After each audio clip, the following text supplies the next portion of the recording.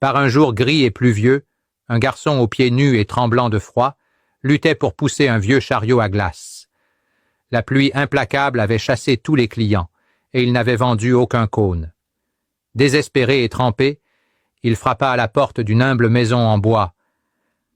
Une jeune fille, âgée de 16 ans, avec une expression aimable, répondit.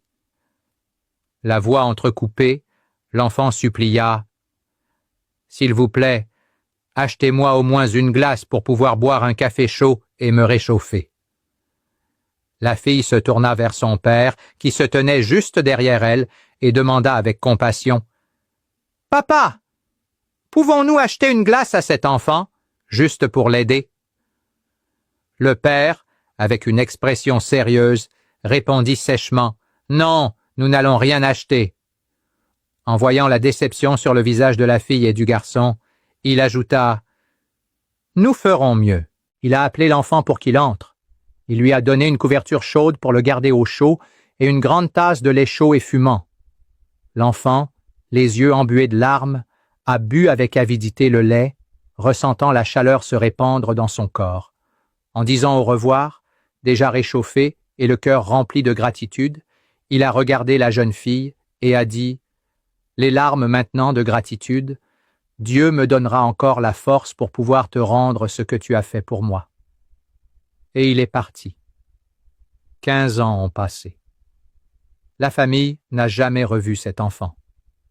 La jeune fille, maintenant une femme de 31 ans, a vu son père tomber gravement malade.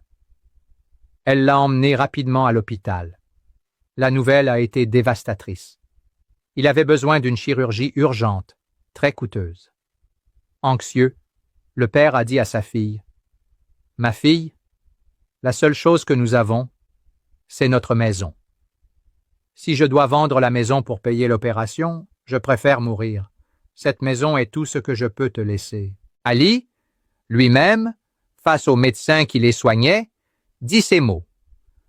Le médecin, un jeune homme noir et calme, regarda les deux et parla sereinement. « Faisons ce qui est juste. Nous opérons votre père et sauvons sa vie. Ensuite, nous verrons comment le paiement sera effectué. » L'intervention chirurgicale fut réalisée avec soin et fut un succès. Le père fut sauvé. Quelques jours plus tard, de retour à la maison, la fille, encore inquiète, demanda au médecin lors d'une visite de suivi « Docteur, et maintenant, comment allons-nous payer ?» Il répondit avec un sourire doux « Ne vous inquiétez pas. La facture arrivera chez vous avec des instructions sur la façon dont le paiement sera effectué. » Quelques jours plus tard, le facteur remit une enveloppe.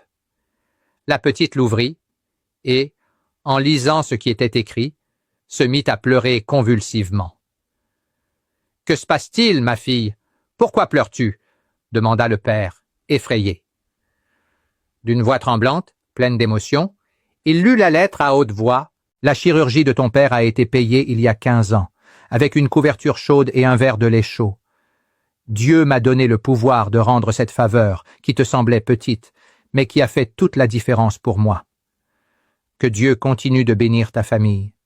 Le médecin était le même garçon d'il y a 15 ans. Ne doute jamais. L'univers est gouverné par des lois, et l'une d'elles est la loi de la cause à effet. Tout ce que tu sèmes, tu le récolteras. Que Dieu te bénisse, toi qui as de la compassion pour les petits, qui hais l'injustice et qui as pitié des nécessiteux. Dieu remplira ton cœur et tu seras heureux jusqu'au dernier jour de ta vie. Partage cette histoire. Le monde a besoin de plus de personnes comme toi,